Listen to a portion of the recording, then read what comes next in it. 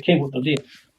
If I didn't take too money under her head, I would agree with licensing them.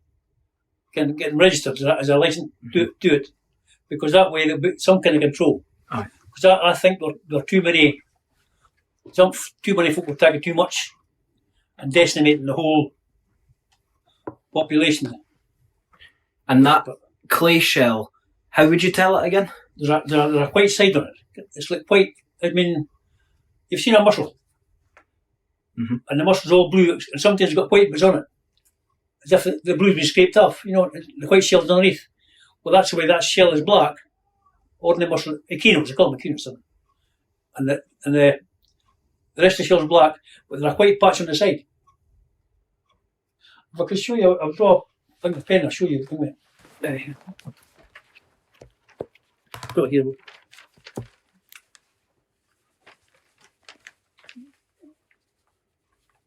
See the shells like that, that shape, right? It goes now at one end like that, right? It opens up. See on there? On there like that. There's a white patch on the side. That means the shell's no use. Means it's niche for pearl. Never ever has pearl in that kind of. And travellers call them clay shell. Their name for them was clay shell because this was a white patch like clay on the. And I'll tell you where you can get thousands if you're over there. Thousands of them. You know, between Crieff and Muthil, there's a road for jewellery styles, right? Well, on there's a wee burn. Because I walked down a wee burn many times. And you'll see them forevermore in it. But it's all clay shell. So once I seen them, I recognised what it was. And they were white side. So you want to see them in situ, you want to tell the difference, have a look there, you'll see that it's clay shell, and when you get clay shell, you're not getting any other species. Because they spawn in the same shell forms. In the same bit. Same bit, right? So you'll not get any of that there. Although the Ern and the Tay were good for the odd big shell for pearl. For pearl, but that runs into the Ern, but that wee river itself, it's clay shell. And you think that when it was made illegal, if travellers could have had some sort of hereditary rights, or to have under licence anyway, hereditary under licence, an estate under licence, because you have to have some kind of form of control of some kind. You get what I mean? So to not take too many. And what do you think happened between?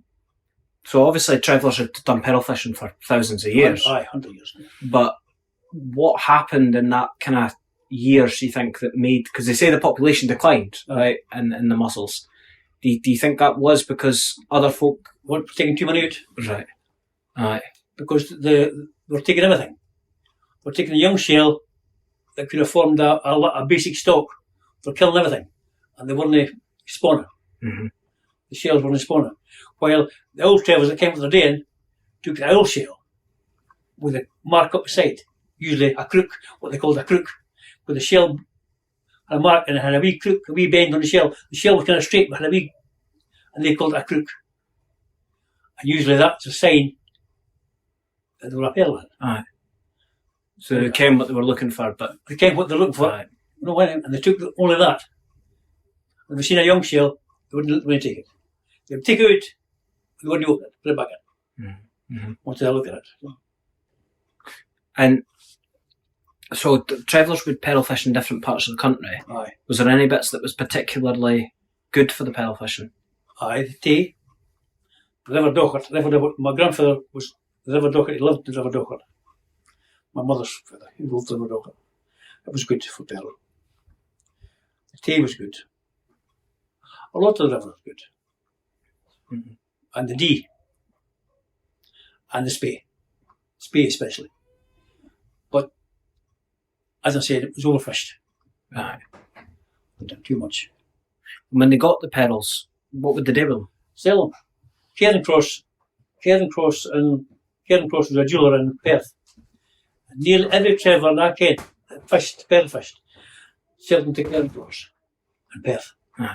He was a jeweller, he was a dealer in pearl. And he even got the big pearl out of, you remember the big one that was gotten on the Tay by that famous man? It was the biggest pearl ever got in Scotland. Wee Willie. It's called Wee Willie, it's called, The biggest pearl was gotten in the Tay. What do you call him again? What's his name? was a famous man. He went with driving gear and stuff. Aye. He was famous because he got this big pearl. And would Traveller always get money for the pearls, or would they get other things? Or Well, some of them kept them for jewellery. What they like was a for jewellery was a flat back. What you call it a flat back, right? Sometimes you didn't get a pure round pearl. It was flat at the back and round at the front. That was okay for putting in a brooch. And they weren't good for selling. Mm-hmm. So they weren't in. So they kept them for a brooch. The flat back. And of course you got a black pearl, it's worth money. Mm-hmm. Never ever got. And when they had the pearls, did they ever use it, like, because I ken Travellers kind of traded things, right? Did they ever trade them for anything else, like food? Probably use it as a money basis. Like, I mean, like, that pearl was so much, I'll give you so much of the pearl. Aye. Aye.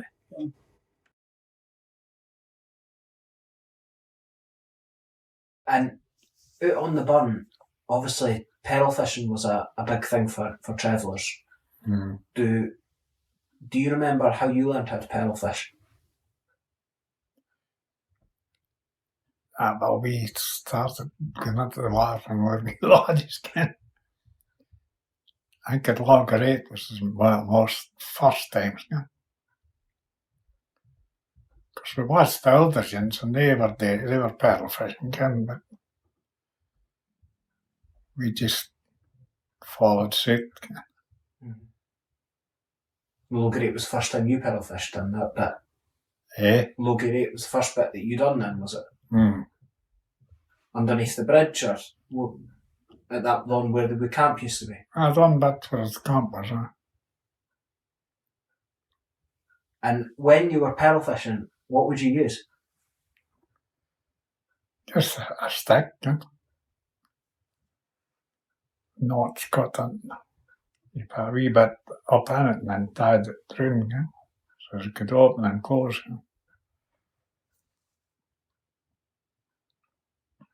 And I guess what were you looking for? So if you're looking at the bottom of a bed of a burn, how do you know where the pearls are?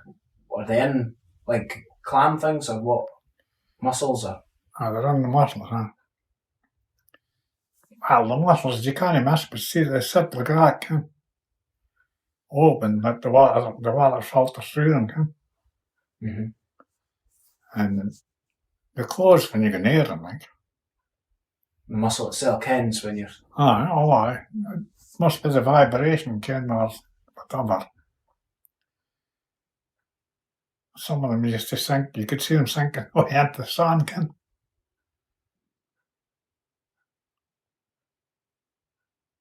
And you could see them. when you got the shell, so I guess when you got the shell out of the burn, was there a way of knowing that it had a pearl in it, or was it just luck? Well, mostly you get a run on the shell. You could see that on the outside of the shell, a run that was just like a ridge going to where the pearl would be.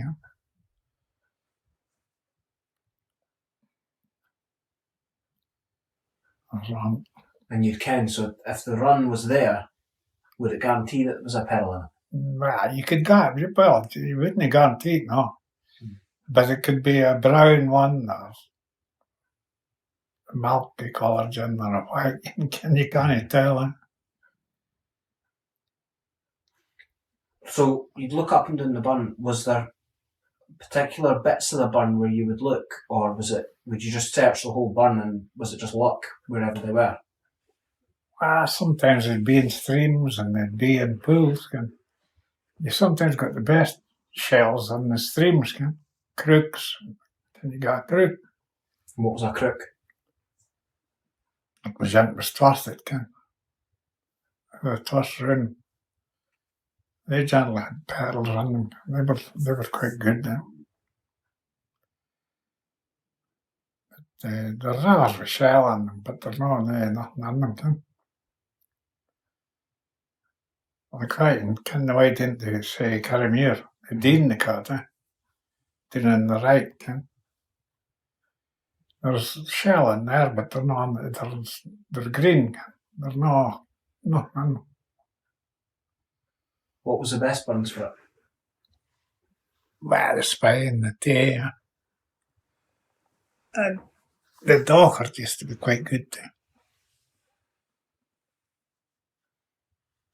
When you got the pearl out of the shell, was the shell used for anything else, or what would you do with the shell itself? As you generally put back in water, nails would eat the meat, and then the shell would just disintegrate, you know. I mean, you've got the pearls, what did you do? Well, you could keep them till you had a few and then take them and sell them. You got to depend how much you were a grain. A pound a grain or something. And when you sold them, was it always for money, or would you ever trade them for other things? Nah, most folk just went for money. Yeah. There was folk that used to trade them for rations or for wine or for what you could if you wanted to be that way, can. Then guys up north they done down they traded for rations and wine. And were there particular places you'd go to sell them? Well, there was Cairncross and Perth and places like that I think most folk used them. But they weren't the best buyers, and no, there's not. Who was the best gents in your experience? The Jens that I used to go, he was up in Grant and Spain. And a man, he can't have it, he had a drawer for me. Mm-hmm. I can a drawer about that size, can a good size of drawer. Full, completely full of pearls. But it was a fortune, can that time. And when you sold them, was it always for... I guess I'm trying to work out if travellers themselves ever made jewellery out of them, or if they always sold them to country folk for the jewellery. Nah, they were very self-taking. Jens that made jewellery, the jewellers and stuff like that, can. Because the whole pearl would take a bad end. And for the pearl fishing, could you do pearl fishing all year round, or did you have to do it in particular times? Well, as long as it was warm enough, you could stand the cold in the water, you could do it all year, And when you were pearl fishing, did you ever use that as an opportunity, or did you ever come across food? Like, for example, did you ever come across eggs or that when you were pearl fishing? No, you could see salmon, You could see salmon at the side skin. You used to put a knife onto them and a stick and we could go. So pearl fishing obviously was made illegal in 1998, and the claim was that it was made illegal because the mollusk population had started to decline. What do you think was the main reason for it to start to decline?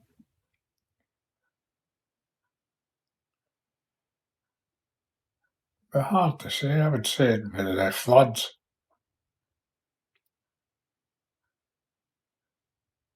Because the floods, they washed an awful lot of shit out of those rivers. I would say the farmers was the main culprits, where there's waste going into the rivers. Because God knows what they're spitting in the rivers, just about anything,